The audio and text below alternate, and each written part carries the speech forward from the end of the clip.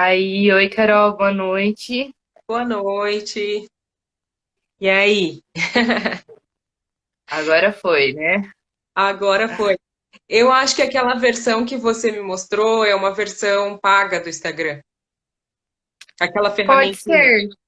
que tem uns elementos a mais para quem patrocina o canal e tal. É possível mesmo. Um dia chegaremos lá, né, Carol? Chegaremos em breve. Mas boa noite para quem está chegando aí. Sejam bem-vindas e bem-vindos ao Exposed Curitiba. Só vou esperar um pouquinho mais o pessoal ir chegando para gente fazer a introduçãozinha aí do nosso evento no Instagram. Quem Mandar estiver aqui pro chegando, vai pessoal. compartilhando essa live, compartilha com seus amigos. A gente vai dividir hoje algumas curiosidades da cidade. Vai ser bem legal.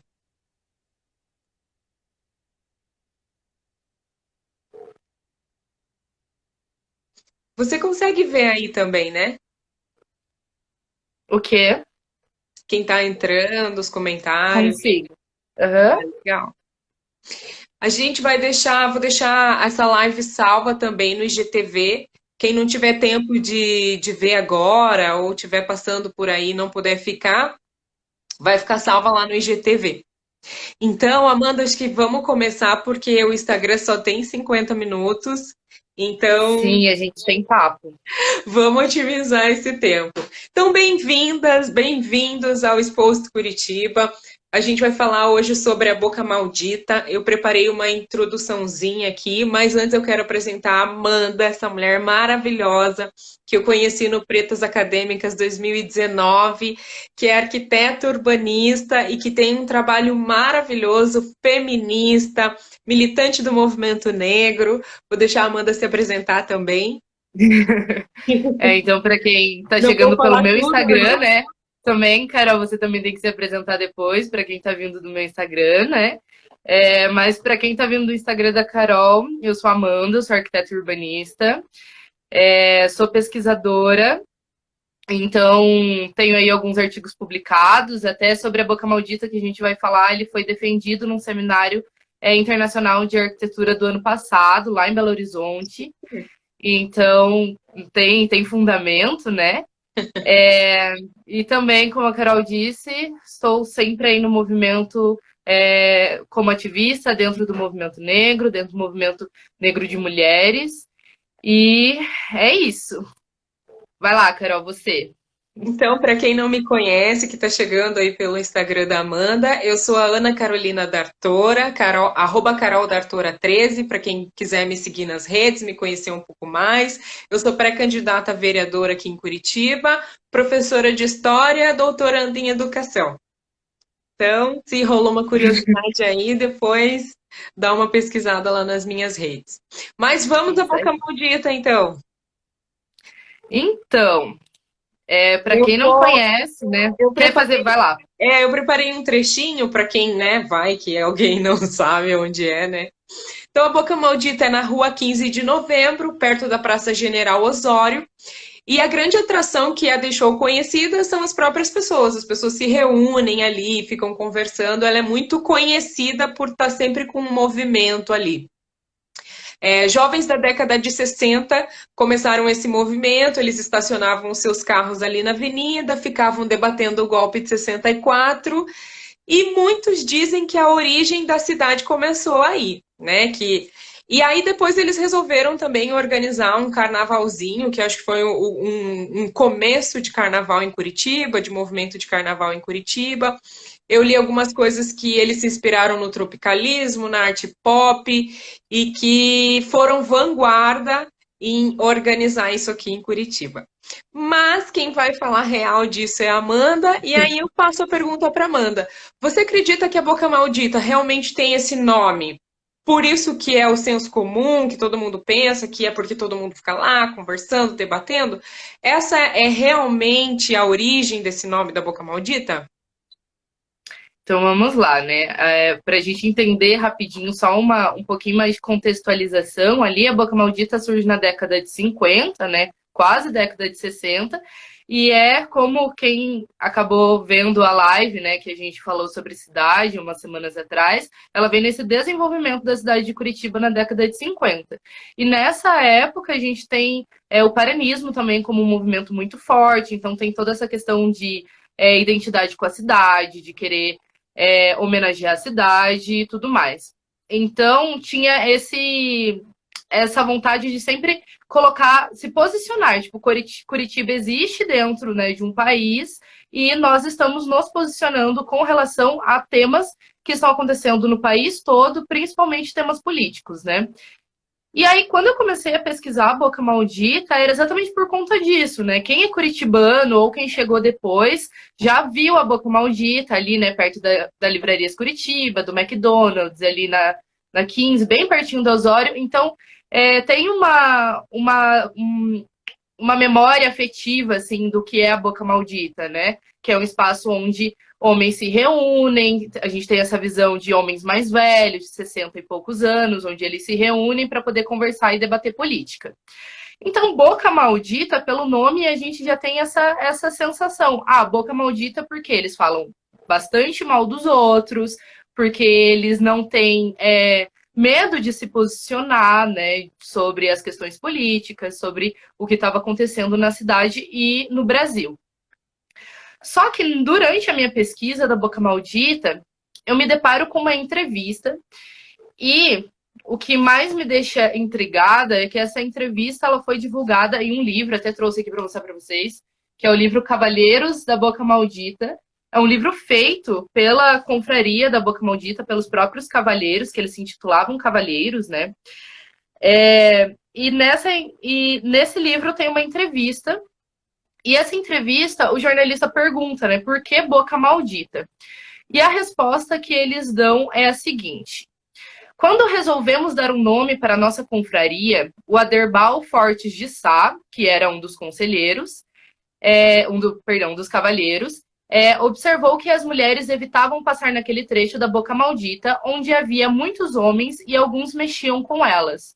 Nós somos malditos, disse o Aderbal, porque as moças não passavam por lá. Aí o nome pegou, virou Boca Maldita. E aí, na realidade, a gente se depara que a verdade do nome Boca Maldita dessa escolha não é por eles falarem tanto de política e falarem sobre o que estava acontecendo na realidade deles, mas eles se auto-intitularam malditos a partir do momento que eles assediavam as mulheres que passavam ali pela Avenida Luiz Xavier na 15 de novembro.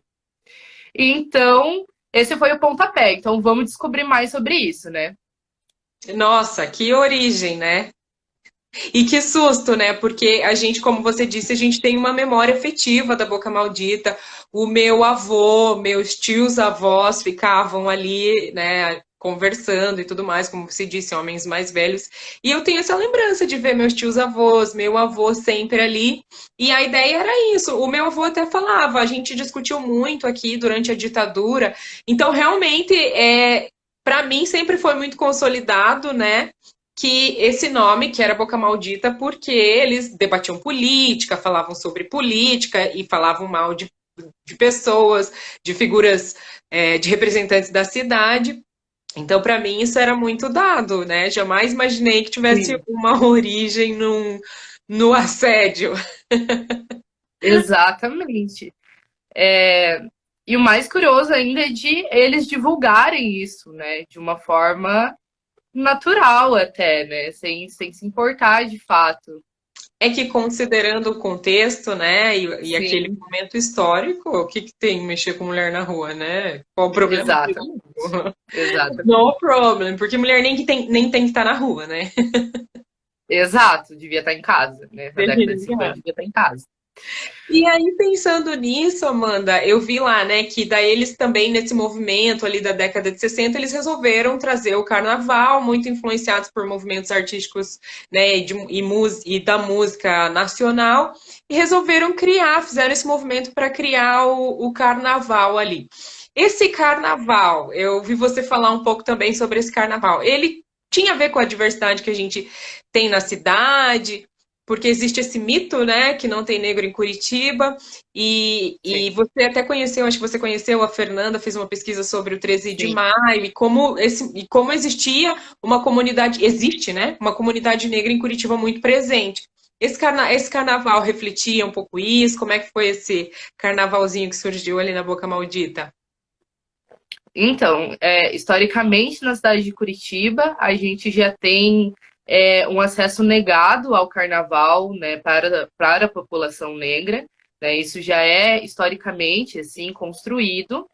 E a confraria da Boca Maldita, ela perdurou durante muitos anos, né? Então, ela acabou em meados ali de 2012, 2013. Então, foram muitos anos influenciando em diversos aspectos da construção da cidade de Curitiba. E aí, lá na década de 70, o criador, né, o presidente da Boca Maldita, que foi o presidente durante toda a existência da Boca Maldita, é o Anfrísio Siqueira.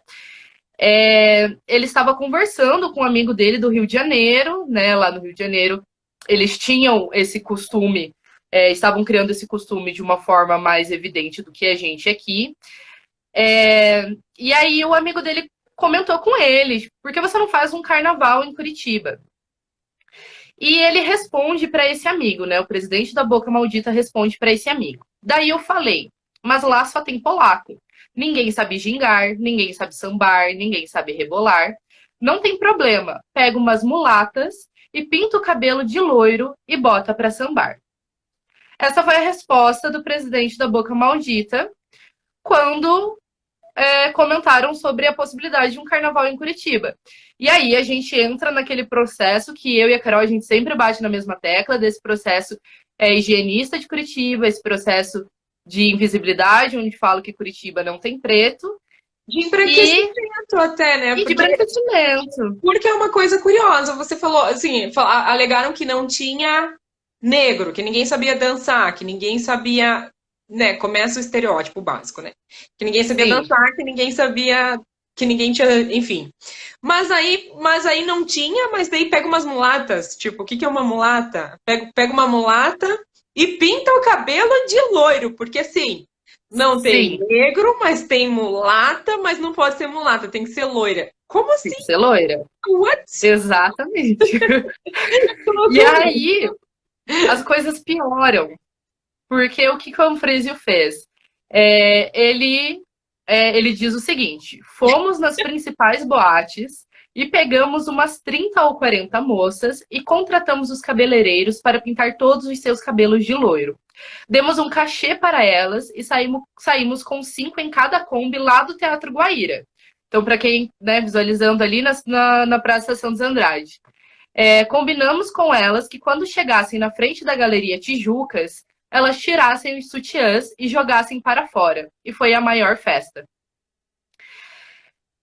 É, então eles ainda incentivam para que essas mulheres, né, ficassem nuas e ainda piora, né? Piora. O Anfrísio ele não tem limites e ele continua na reportagem dizendo: foram algumas coisas e ousadias criadas na Boca Maldita que ajudaram o povo curitibano a ficar ousado. Hoje se vê moças andando na rua praticamente de maiô. Antigamente, se saíssem de maiô, avançavam e surravam. Agora nem ligam mais. Olha só, quem criou a liberdade das mulheres dentro de Curitiba foi o Anfrísio Siqueira, né? Obviamente. Bem Foi normal. ele. Eu caí de rir aqui com os comentários que eu vi. Você pode repetir o nome do livro para quem quiser ter acesso a essa fonte histórica maravilhosa? Então, gente, o livro Cavalheiros da Boca Maldita foi bem difícil de encontrar, mas uma coisa que eu esqueci de falar no comecinho, eu sou redatora do Prédio de Curitiba, que é uma plataforma criada pelo Lona Arquitetos, que é um escritório de arquitetura aqui de Curitiba. Então, semana que vem, tudo que eu falei aqui, todas as imagens, todas as fontes, certinho, para vocês compartilharem e relerem e ficarem indignados de volta, vai estar lá, a gente compartilha aqui para vocês. E também tem esse livro aqui, que é um livro de homenagem à Boca Maldita, feita por uma das primeiras turmas de direito da antiga Faculdade de Direito de Curitiba, porque eles tinham essa vontade de homenagear, né, essa confraria, porque tecnicamente eles tinham, né, uma grande importância política para a cidade. Então, Amanda, eu quero agradecer o pessoal que está entrando, que está mandando comentário. Se vocês quiserem mandar alguma pergunta também, fiquem à Sim. vontade, a gente consegue ver aqui e responder. Mas tem muito comentário, tipo, eu tô chocado. Realmente, Sim. Opa, Carol, mudou a é de câmera. chocar, apertei sem querer. É de chocar mesmo, assim, né? E aí, sabe o que eu observo? Que é muito ruim de observar que existem processos nessa coisa do embranquecimento do carnaval, da apropriação Sim. cultural também, né? Que envolve tudo isso. Tem processos que perduram, né? A gente vê o quanto o carnaval todo ano em Curitiba é sempre um enfrentamento, né? Agora a gente tem os movimentos de pré-carnaval que estão sempre tendo que se afirmar, porque um ano o prefeito quer acabar, no outro ano, não, vamos fazer. Essa coisa de ficar Sim. mudando onde vai ser o trajeto desse carnaval é uma resistência que existe contra essa expressão cultural. E essa tentativa de embranquecimento mesmo. Então, assim, a gente vê que é a história se repetindo, né? Isso é muito ruim de perceber. E aí a gente, nos spoilers lá e nas imagens que a gente trabalhou durante a semana sobre o Exposed, a gente mostrou uma plaquinha sobre os Cavaleiros da Boca Maldita e eu queria que você falasse um pouco do envolvimento do Greca com isso, dessa homenagem, Sim. o que foi aquilo, o que significava o que significou aquela placa, o que envolve toda essa história. E o envolvimento do Greca com isso, né?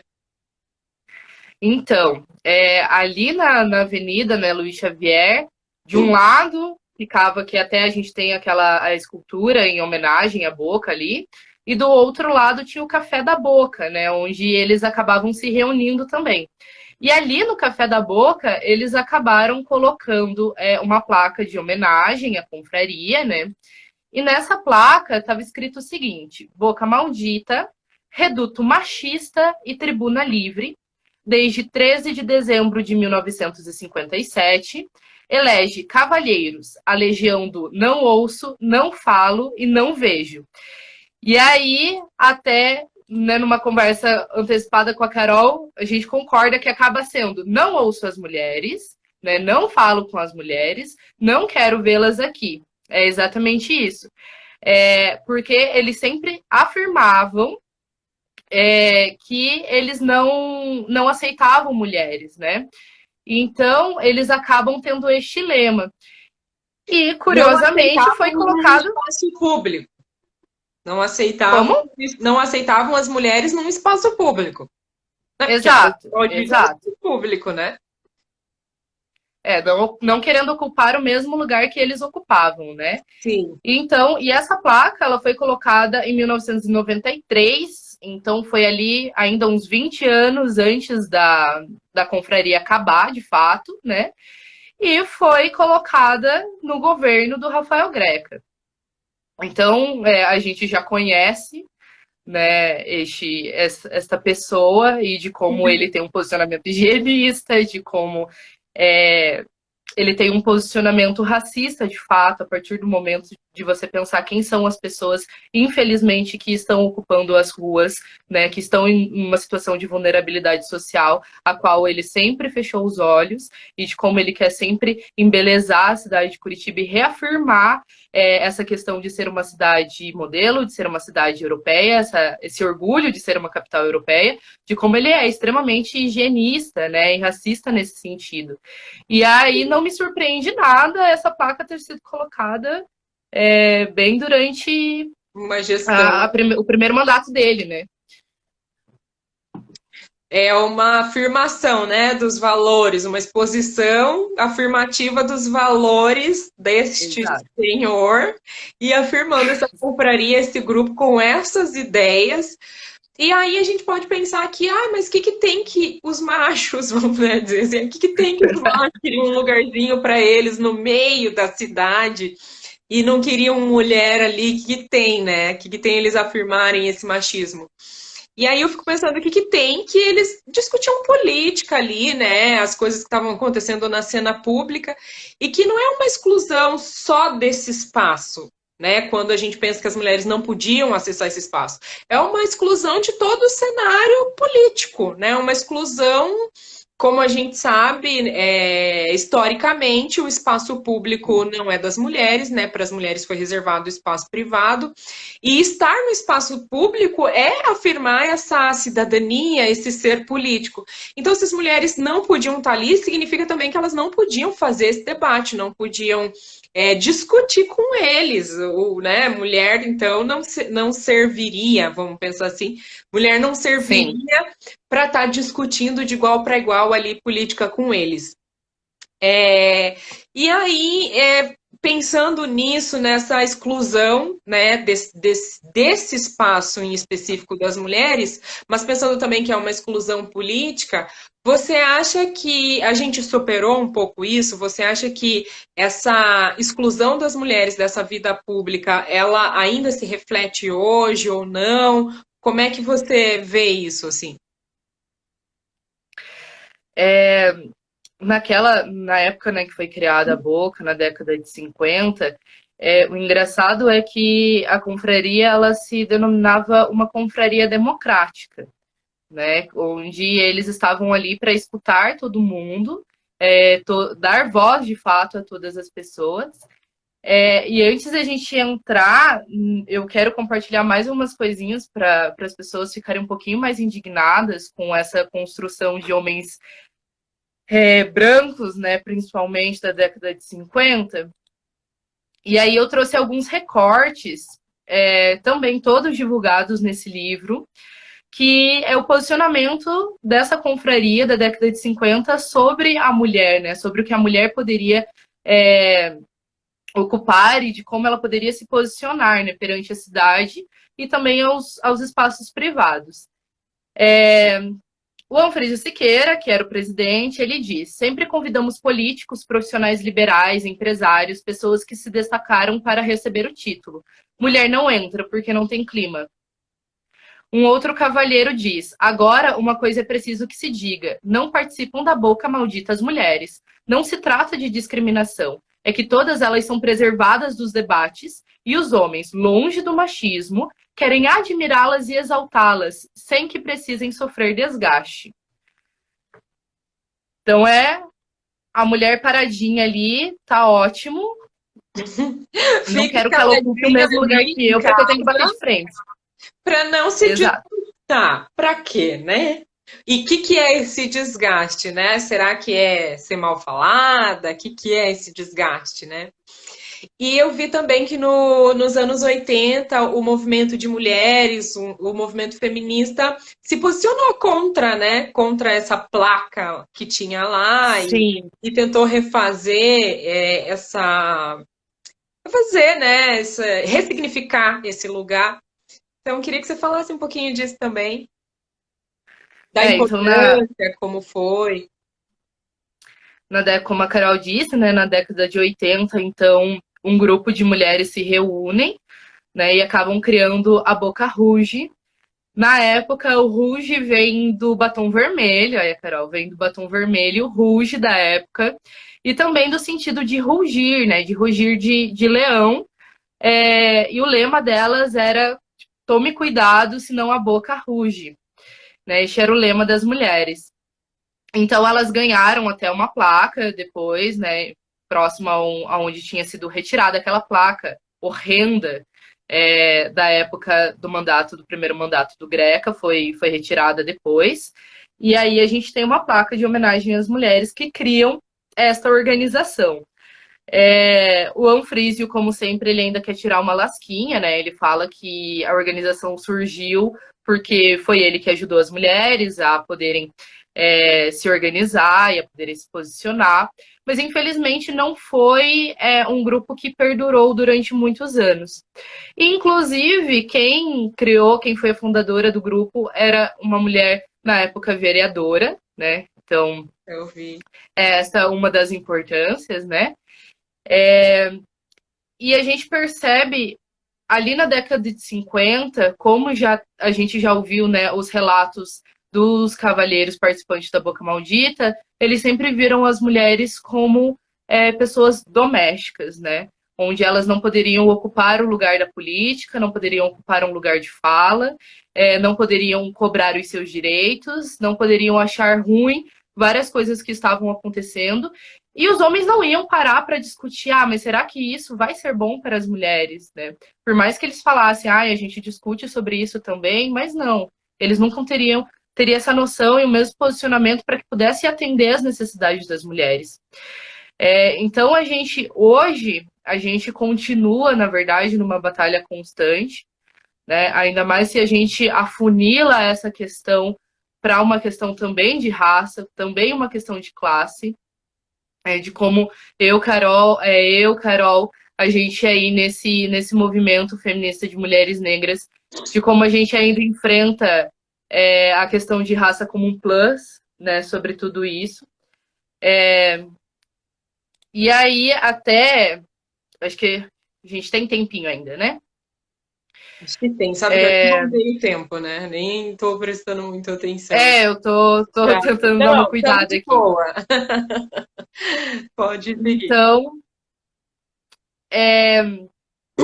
a gente tem tentado, né? Já é muito importante estarmos aqui, duas mulheres negras, falando sobre uma confraria super cultural, super da nossa memória afetiva de uma cidade como Curitiba, né? De como essas pequenas coisas são avanços.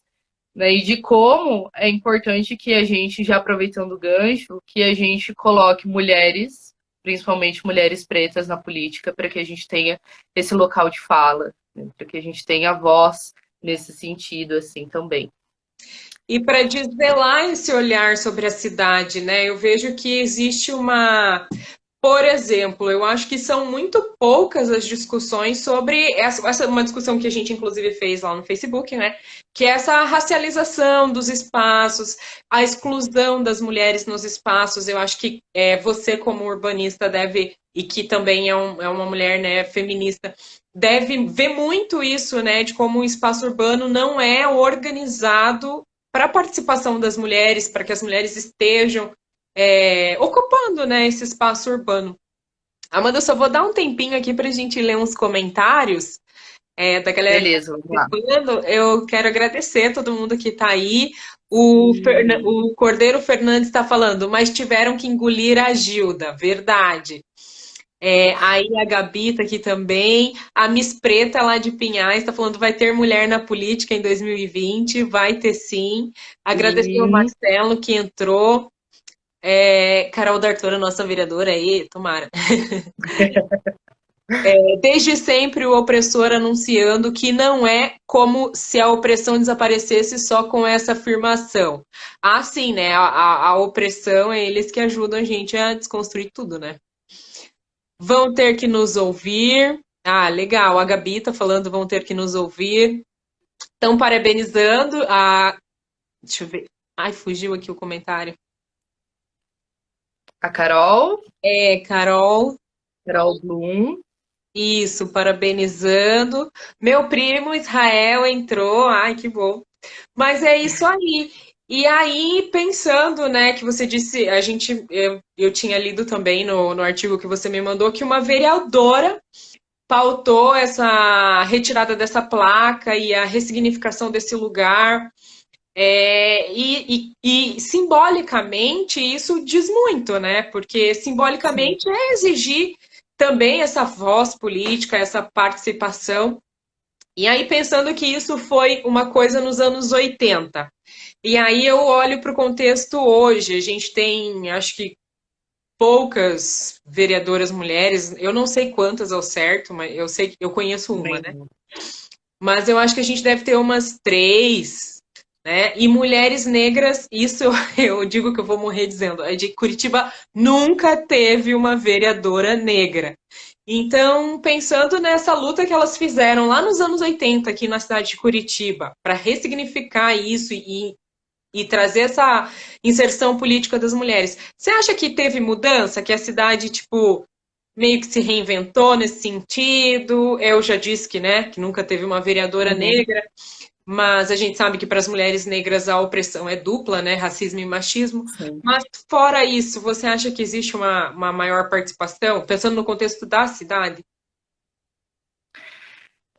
Eu acho uma coisa que eu queria trazer até para a gente refletir um pouco, né, já que estamos falando de nós mulheres se posicionando na cidade como mulheres feministas, é, de a gente pensar que na década de 50 as mulheres que estavam reclamando por um espaço, como a Confraria da Boca Maldita tinha, eram mulheres brancas, né? Então, se a gente pensar num contexto da década de 50, onde essas mulheres não estavam ocupando as ruas porque estavam em casa, mas também a partir do momento que elas saíram de casa para ocupar a rua, né, nessa nova formulação da Boca Rouge, de como eram mulheres brancas e de como essas mulheres brancas tinham esse direito, tecnicamente, né, de estar ali ocupando a rua. E eu trago o questionamento de a gente pensar onde estavam essas mulheres negras. Né? Num contexto de década de 50, onde a gente sabe que muitas das empregadas domésticas, das pessoas que ocupam estas formas de trabalho são mulheres negras, então, de a gente pensar, até mesmo numa construção histórica, desde a década de 50 até hoje, onde estão essas mulheres negras dentro de um contexto de luta e de voz, né? Então, e aí a gente vem trazendo isso, e isso serve até um pouco de recado para o nosso movimento feminista, de como muitas vezes a gente não pode colocar tudo num balaio só, né? De como a gente tem que entender que a luta feminista ela tem que ser antirracista, senão ela não vai abordar a necessidade de todas as mulheres e ela perde o significado, o princípio de ser feminista, né? Então, pensando no início do nome da Boca Maldita, que já fala que veio como Boca Maldita por conta do assédio às mulheres, infelizmente, num contexto de cidade, eu acho que uma opinião comum entre nós mulheres de que nós ainda nos sentimos muito inseguras, né? Uma coisa que vai melhorar isso é o posicionamento social, com certeza, mas na minha visão de arquiteto e de urbanista, é uma reconfiguração de cidade, né?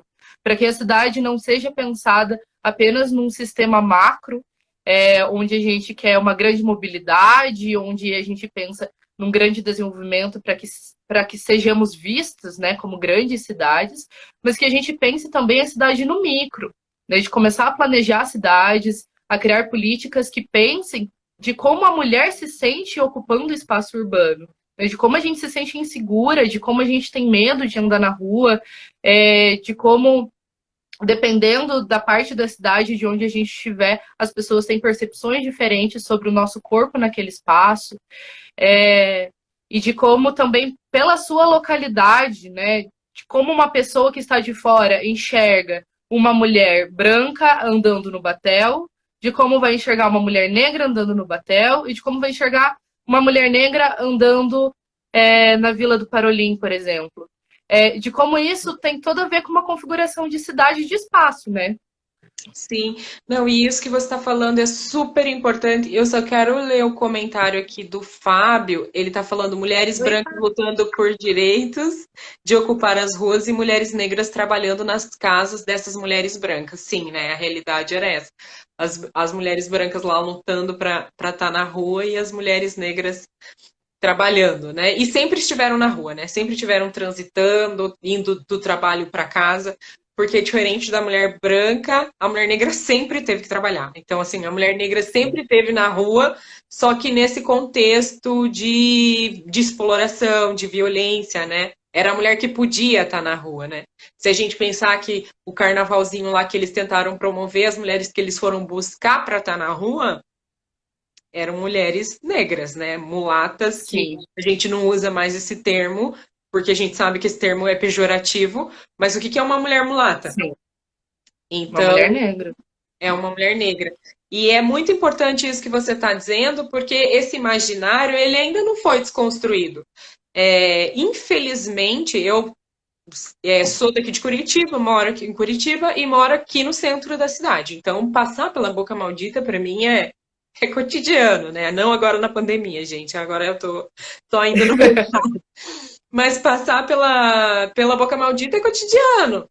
E eu até hoje vejo, já vi coisas bizarras, como o policial mexendo com mulheres na Boca Maldita nos dias de hoje, né? Então, como esse imaginário ele ainda tá, sabe? E como isso ainda não foi desconstruído, de como o espaço público ainda é muito violento para as mulheres. Eu fico chocada, assim, não é uma nem duas que eu vejo aqueles policiais que ficam ali naquela guarita da Praça Osório, eles ficam mexendo com as mulheres. Eu fico pensando, gente, o cara tá com a farda, o cara tá trabalhando e o cara, tipo, não pode ver uma mulher passar. Como assim?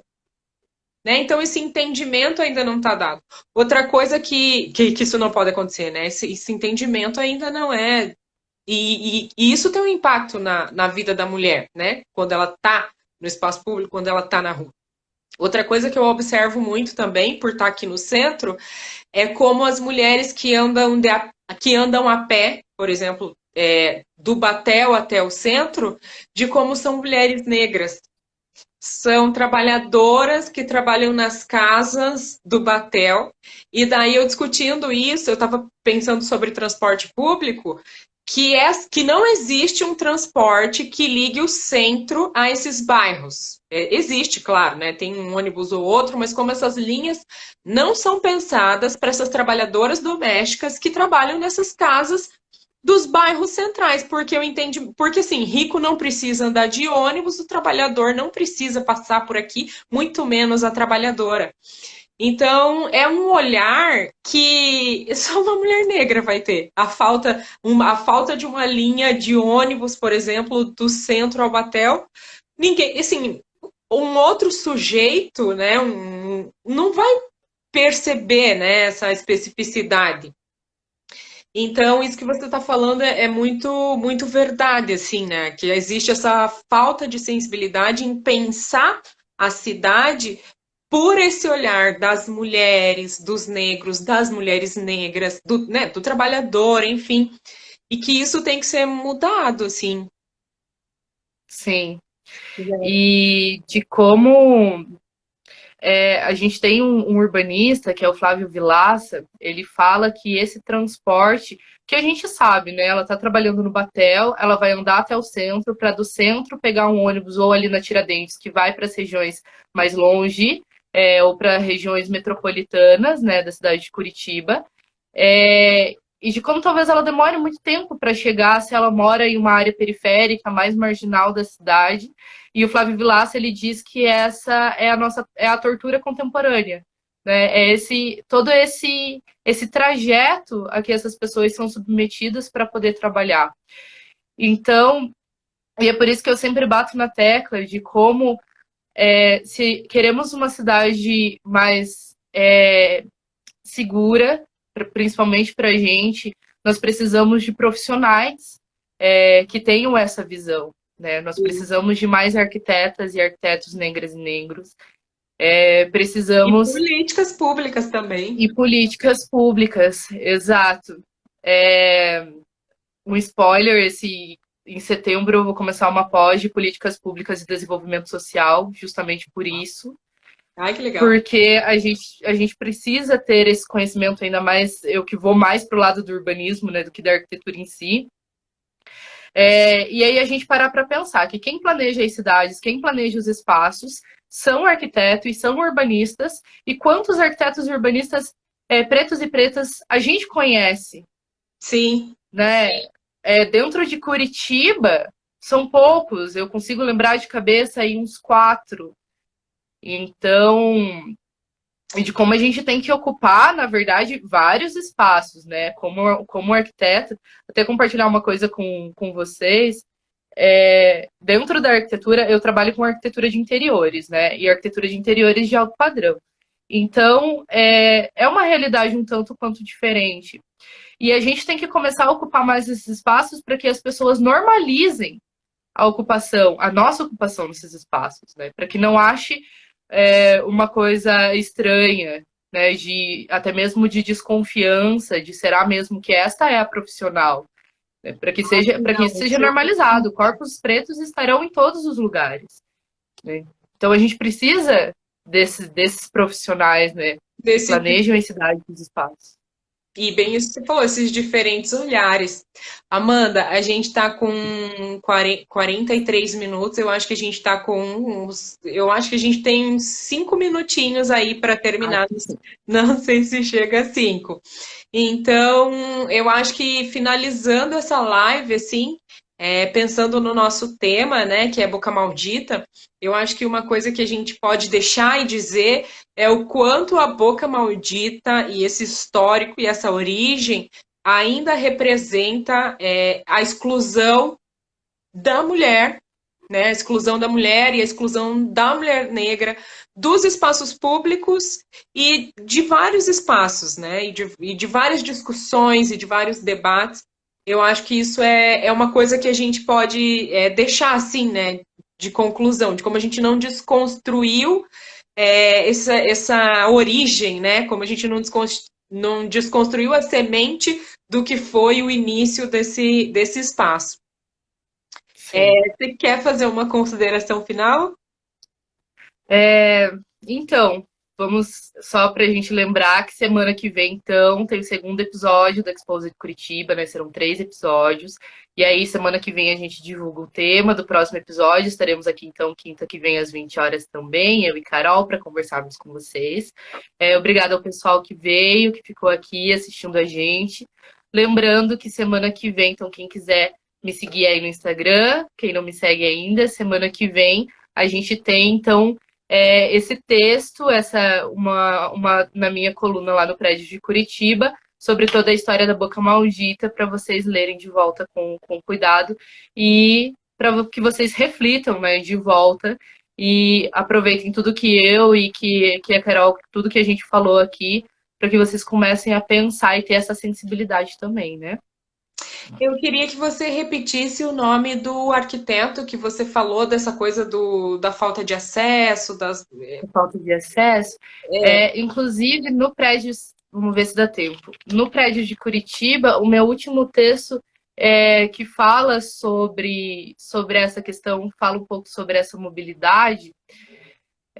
Vamos ver se dá tempo. Mas é o Flávio Vilaça. Flávio Vilaça com 2 L cedilha. Flávio Vilaça. Ele é bem dessa linha do urbanismo mesmo. Aqui, ó. Ele fala, porque a gente tem a cidade ela é separada em um local de residência, em um local de trabalho e um local de lazer, né? Então essa separação é a base da estrutura interna da cidade capitalista, que influencia principalmente no trajeto diário das classes sociais menos favorecidas, que permanecem durante muitas horas em seu deslocamento, pois seus locais de moradia encontram-se nas periferias das grandes cidades e seus trabalhos localizam-se geralmente nas áreas centrais. Através da formação de suas áreas industriais, comerciais e residenciais e com a expulsão dos trabalhadores para a periferia das cidades, aquela separação virá ser uma das causas de uma das maiores torturas a que eles ficaram submetidos nas metrópoles do terceiro mundo, a ida e volta do trabalho. É bem isso, né? Então eu vou finalizar antes que caia. Quero agradecer todo mundo que assistiu, todo mundo que mandou comentário. Se vocês quiserem mandar pergunta, comentário para o próximo Exposed, fiquem à vontade. Muito obrigado. Quem não me segue, quem não me conhece, eu sou a Carol, @CarolDartora13 em todas as redes. Sigam lá e estejam aqui para o próximo debate. Obrigado, Amanda, por compartilhar. Eu que agradeço. Todo esse conhecimento, todos esses estudos. Muito obrigada. E a gente tem o segundo Pretas Acadêmicas agora, amanhã acaba a inscrição de resumos e dia 18 é a apresentação dos trabalhos. Dia 17 é a mesa de abertura, tudo online. Então, quem quiser, chega lá. Eu conheci a Amanda no Pretas Acadêmicas. É verdade. Muito bom, gente. Então, tá bom. Beijo, Carol. Até semana que vem. Até semana que vem. Beijão.